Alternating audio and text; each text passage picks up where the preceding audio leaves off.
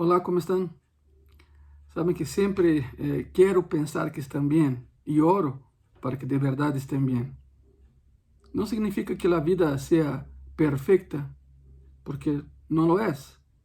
A perfeição encontramos só no cielo. He hablado muitas vezes isso, verdade? Te acordarás. Pero bueno, mientras estemos aqui, haverá lutas, haverá batalhas que enfrentar. Eu creio que a todos nos gustam certos tipos de películas, verdade? Eu tenho a mesma tendência que tinha meu papá. Nos gusta películas de guerra, de acción, películas emotivas, pero hay de batallas a batallas, hay de peleas a peleas. E esse tipo de situação encontramos também na Bíblia. A Bíblia é um livro lleno de lutas, de batalhas. Te dou um exemplo. Quando Josué invade Canaã, Jeová havia prometido: toda essa terra é tua, conquista-la. Pero ele teve que lutar por cada cidade, por cada pedaço dessa terra. Já havia uma promessa, claro, pero não vas encontrar nenhum relato onde o alcaide ou a autoridade da cidade saliera da cidade e entregara a chave da cidade a Josué. Não foi assim. Ele teve que lutar, ele teve que entrar em guerra, pero havia a promessa de que ele sairia vitorioso nessas batalhas, porque Deus estava com ele. Assim como Deus está com nós. E assim como estamos em batalhas. Há guerras, há lutas, todos os dias quizá as batalhas sejam diferentes, as lutas sejam diferentes, pero que las hay. Isso não há nenhuma dúvida. Pois nessa ocasião quero falar contigo de como batalhar, como ganhar, como batalhar mais bem, como batalhar biblicamente hablando, e como ganhar essas batalhas, como ganhar a guerra. Termina uma e empieza outra. O tema dessa ocasião é como ganhar batalhas, assim para deixá-lo llanamente falando, como ganhar batalhas. E o que vamos a ler essa noite está em segundo de Crônicas, capítulo 20. É um relato precioso. Muito poucos lo han leído porque parece que não há nenhum interesse aí, pero há muita enseñança. Há muita enseñança. Prepara tu Bíblia, por favor. Já tenho a minha preparada aqui. Em segundo livro de Crônicas, capítulo 20. E já sabe, o tema é como ganhar batalhas. Deus puso na Bíblia a história de Josafat, o rei Josafat. E puso aí para ilustrar certos princípios essenciais para sair vitoriosos nas batalhas que enfrentaremos e enfrentamos nesta vida. Por isso está esse relato de Josafat aí, para dar-nos aliento e motivar-nos, porque o mesmo Deus que estava com Josafat está contigo, está comigo nesse dia. O que veremos nessa ocasião são 6 princípios práticos e básicos de como ganhar batalhas na vida, segundo a enseñanza da palavra de Deus. O primeiro que tens que fazer antes de uma batalha é saber com quem estás peleando. Então, o ponto número 1 aqui, hermano e hermana, amigo e amiga de graça e paz, é identifique al inimigo. Tens que saber contra quem estás peleando. Ora sim, a la lei e al testemunho. Segundo de Crônicas, capítulo 20, versículo 1 e versículo 2. Vou ler, siga-me com os olhos, por favor. A palavra diz assim: passadas estas coisas, aconteceu que os filhos de Moab e de Amon, e com eles outros de los amonitas, vieram contra Josafá a la guerra. E acudiram alguns e deram aviso a Josafá, dizendo: contra ti vem uma grande multitud del outro lado del mar, e de Síria, e aqui estão em Hazeson Tamar, que é em Gandhi. Identifique contra quem estás peleando, de lo contrário vas a lutar em vano. Desperdiciarás energia, tempo, recursos contra algo que não é tu inimigo. Identifica, por favor, o inimigo. Parece que é um princípio lógico, não? Parece que é um princípio muito óbvio, mas não lo é. Não lo é. Muitas vezes não nos damos conta de que não é tanto a situação o que nos quita el aliento y la paz, sino la forma en que respondemos a la situación. Yo siempre he dicho, muchas veces el problema no es el problema, sino cómo respondemos al problema. El punto 1 aquí es muy clave, muy interesante, es básico. Punto número 1, para ganar batallas, identifique el enemigo, contra quién verdaderamente estás peleando. Princípio número 2, para ganar batallas, presenta al Señor tus problemas. Ora, entra en un tiempo con Dios, presenta al Señor tus problemas. Segundo de Crônicas, sempre segundo de Crônicas, capítulo 20, versículo 3, a palavra diz assim: Entonces ele tuvo temor, ou seja, Josafá tuvo temor. E Josafá humilhou su rostro para consultar a Jeová, e hizo pregonar ayuno a todo Judá. Apresentou ao Senhor o problema. Josafá tuvo medo, é normal. Era um montão de gente contra ele. Josafá tuvo medo. E que hizo? ¿Empezó a gritar desesperado? No. ¿Empezó a culpar a los demás? No. ¿Empezó a buscar recursos del hombre en contra de los enemigos que marchaban contra él? Tampoco. ¿Qué hizo Josafá? Proclamó ayuno.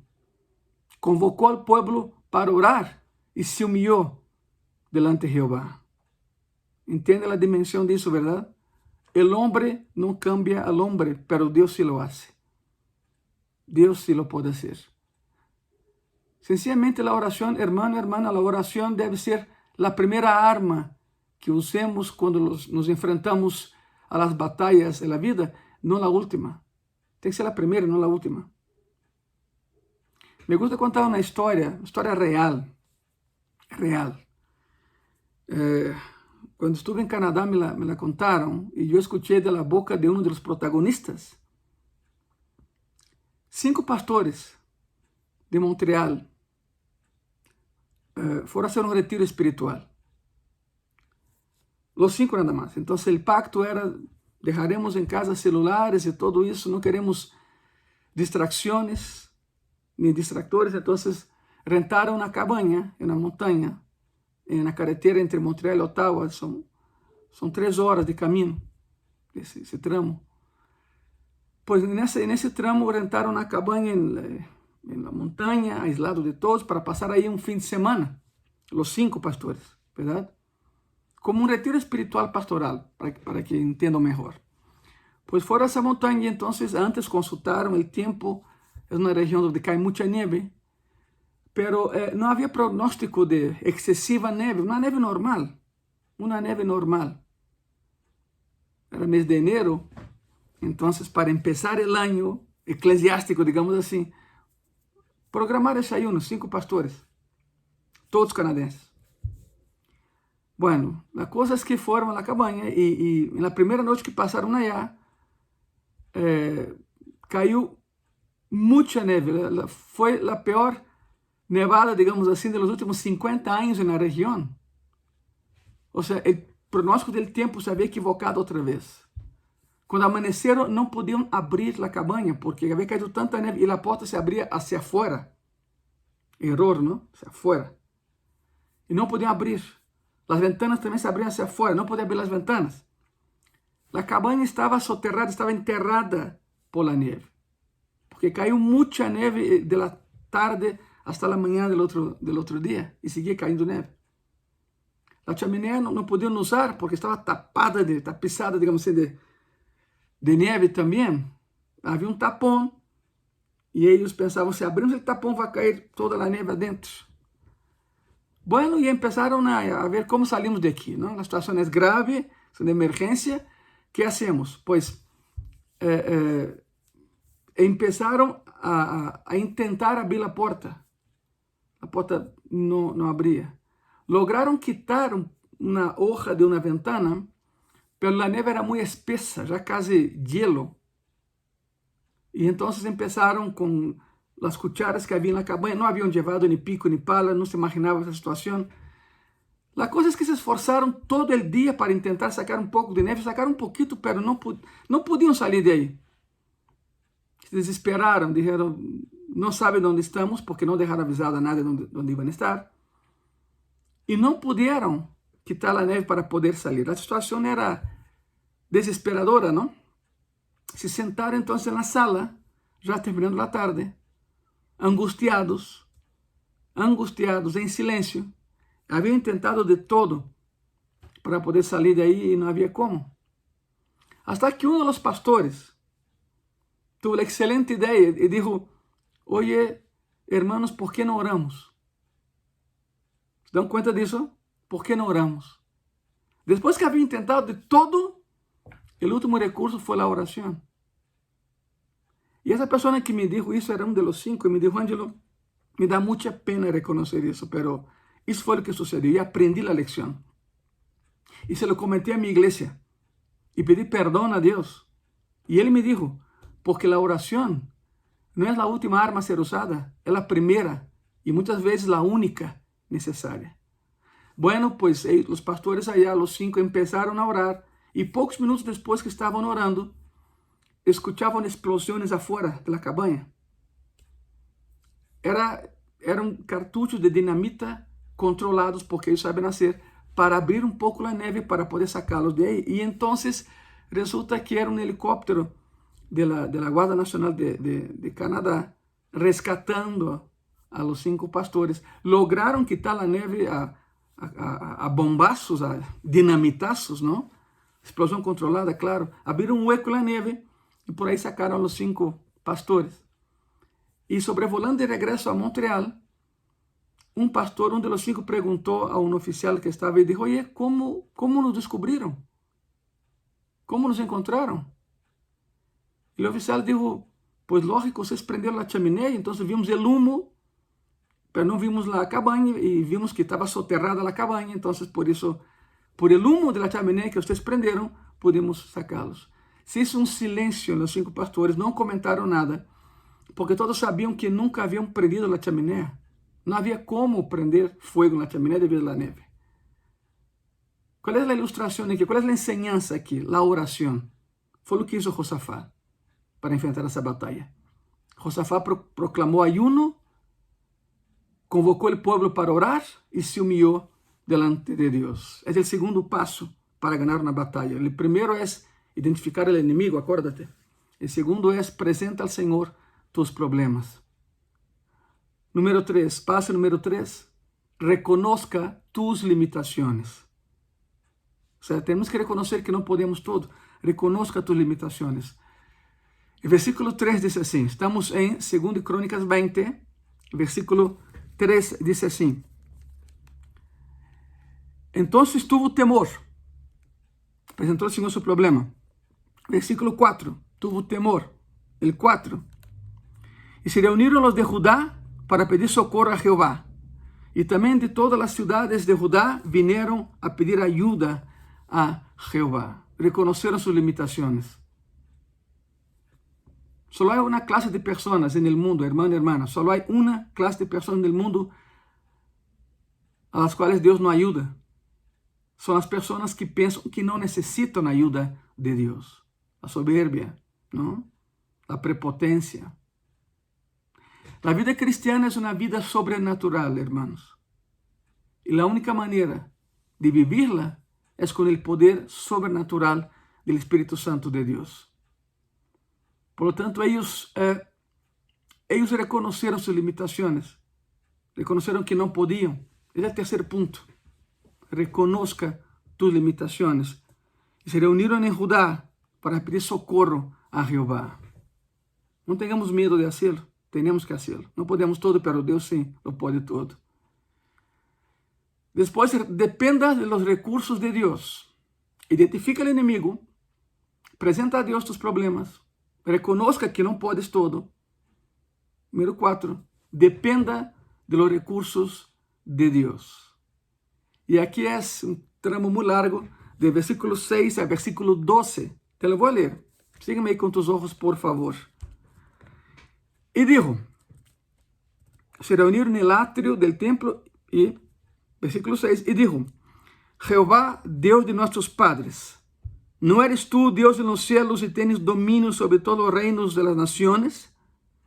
¿No está en tu mano tal fuerza y poder que no hay quien te resista? Miren eso.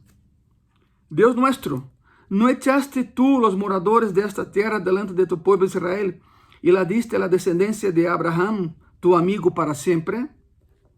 Y ellos han habitado en ella y tienen edificado en ella santuario a tu nombre, diciendo, si mal viniere sobre nosotros, o espada de castigo, o pestilencia, o hambre, nos presentaremos delante de esta casa, o sea, el templo, la casa de Dios, y delante de ti, porque tu nombre está en esta casa. Y a causa de nuestras tribulaciones, clamaremos a ti, y tú nos oirás y salvarás. Versículo 10.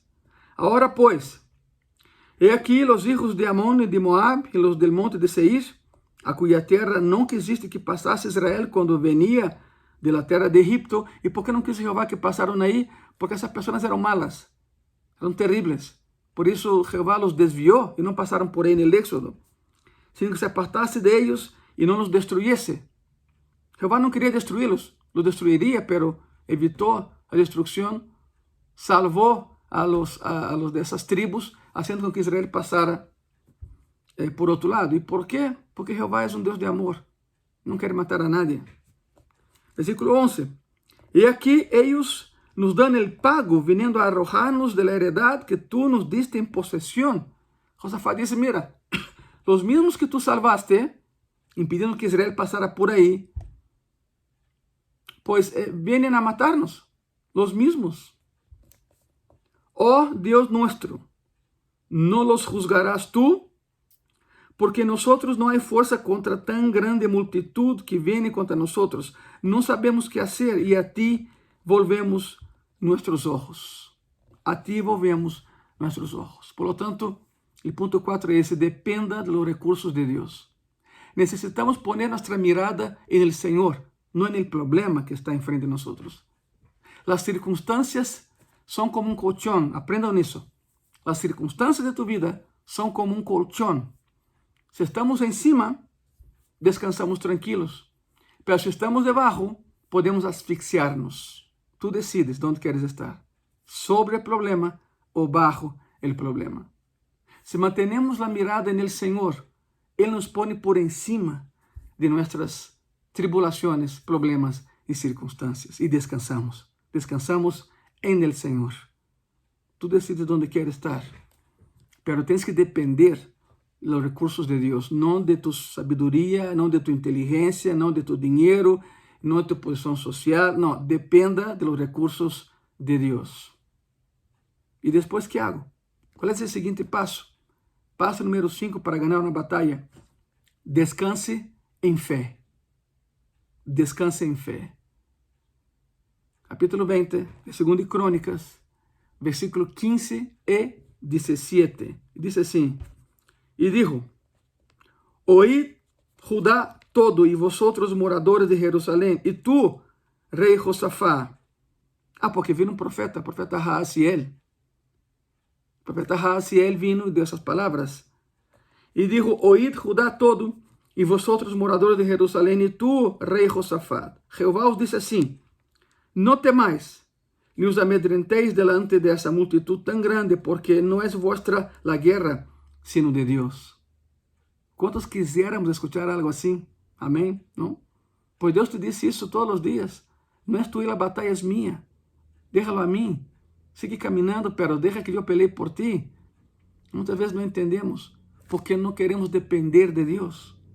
Hay personas tan autosuficientes, tan arrogantes, tan prepotentes, tan soberbias que dejan a Dios a un lado y no, yo lo puedo. Y no puede. Y muy tarde descubren que no puede. Porque no es vuestra la guerra, sino de Dios. Y mire el versículo 17, el 17. No habrá para que peleéis vosotros en este caso. Paraos, estad quietos y ve la salvación de Jehová con vosotros. Oh Judá y Jerusalén, no temáis ni desmayéis. Salid mañana contra ellos, porque Jehová estará con vosotros. Isso é tremendo. Descansa em fé. Quando tratamos de pelear as batalhas de Deus com nossas próprias forças, nos agotamos y terminamos derrotados. El resultado final es derrota. Tenemos la idea equivocada, hermanos, hermanas, amigos y amigas, que podemos ayudar a Dios en la batalla. Hay personas que piensan, voy a dar una ayudita a Dios. Y es imposible, no es así. Pero Él no necesita de nosotros. Nosotros somos los que lo necesitamos. ¿Entiende la comparación, verdad? 2 veces en este pasaje, Dios le ordena a Josafat que no temiera. Porque Deus nunca ha perdido una batalla y nunca perderá. Ele es el vencedor de vencedores. Y además, dice la palabra que Deus es un Deus celoso que no comparte su gloria con nadie. ¿Se acuerdan de Moisés que mató al egipcio y pensó que ahí iniciaría la revolución contra Faraón? Jehová dijo, no será así. Que la historia cuente que yo te usé, pero yo soy el libertador, no tú. Jehová es Dios celoso. Ahí la gloria.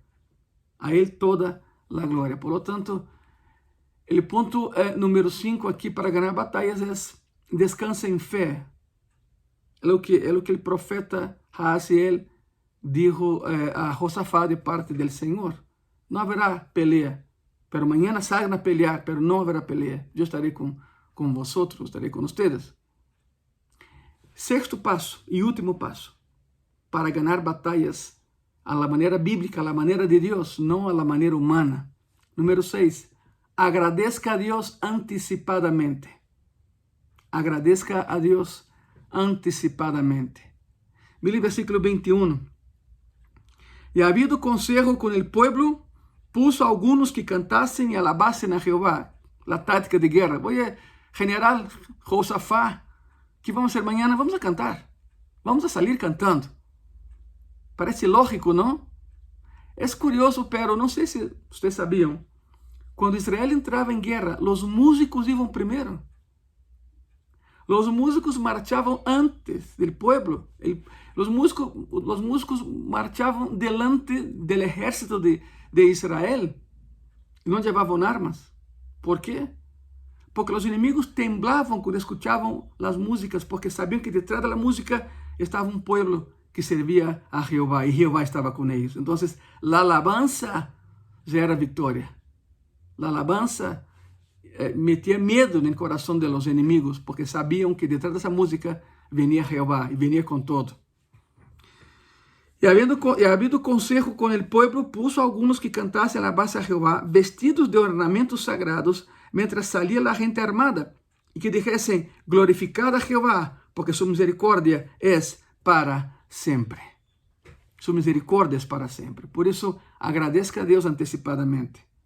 Agradece a Dios anticipadamente. ¿Sabe lo que es esperanza? Esperanza es la gracia de Dios anticipada. Eso es esperanza. La gracia de Dios para nosotros anticipada. Quiero que imaginen la escena. Ahora sí, tengamos mente cinematográfica, por favor. Imaginen la escena. 2 montañas, un valle y una enorme batalla por desatarse en este valle. 2 montañas, 2 ejércitos, un valle y una batalla. En una montaña se encuentran 3 naciones esperando para devastar a los israelitas. 3 naciones contra una.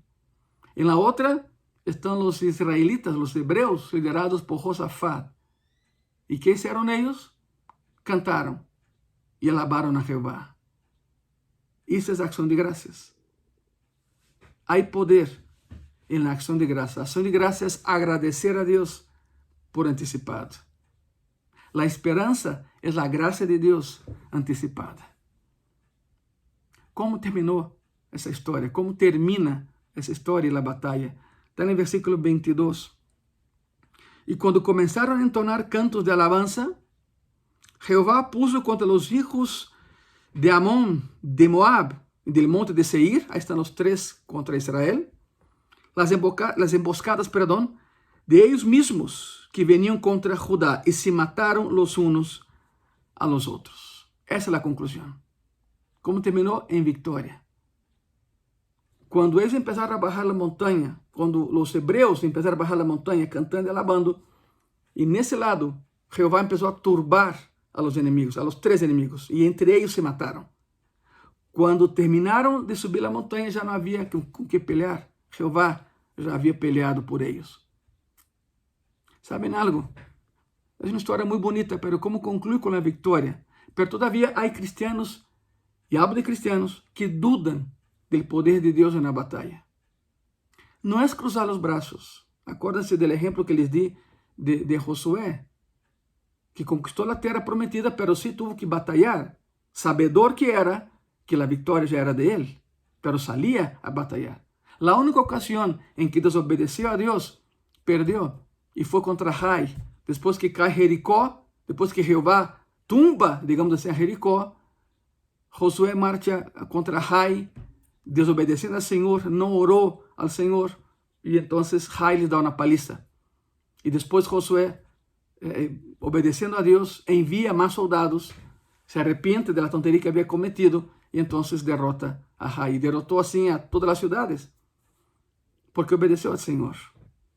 Acuérdense, el Señor te dice, la batalla no es tuya, es mía. Pero dame lugar en tu corazón, dame lugar en tu fe. ¿Cómo ganar batallas? Primero, identifica el enemigo. Después, presenta al Señor tus problemas. Número 3, reconozca tus limitaciones. Número 4, dependa de los recursos de Dios, no de los tuyos.